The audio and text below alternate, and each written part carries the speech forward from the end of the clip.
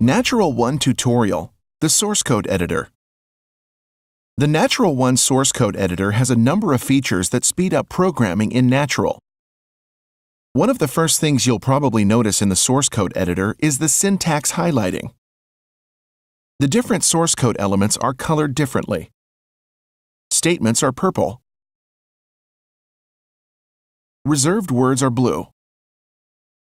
References to objects are black. And string constants are green. When working with the source editor, you immediately see by the color if the source is incorrect. As an example, if you start typing a string without a quotation mark, the text will be black instead of green, notifying you that something is wrong. So, syntax highlighting is a valuable way to speed up your coding because you quickly find problems in your program at an early stage. Another technique is the use of hyperlinking. Holding down the Control key and hovering over any referenced object makes it a hyperlink.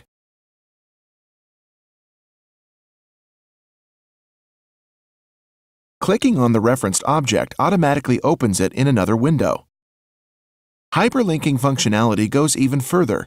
It also applies to variables. On the screen, we have a variable with the name yacht P, but we can't see in which object it is defined. Holding Control and clicking the variable name will open a window in which the definition of the variable is highlighted.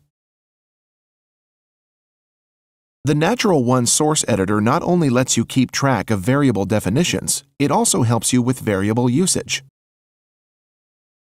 If you want to take a closer look at where you actually use this variable, you can simply double-click it and every instance of the variable will be highlighted.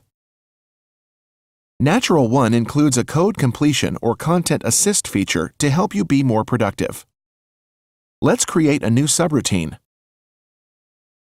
We'll make some room for it. Press Control Space and start typing.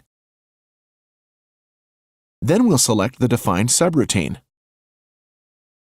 It will automatically position you where you need to enter information. We'll name this Sub 1.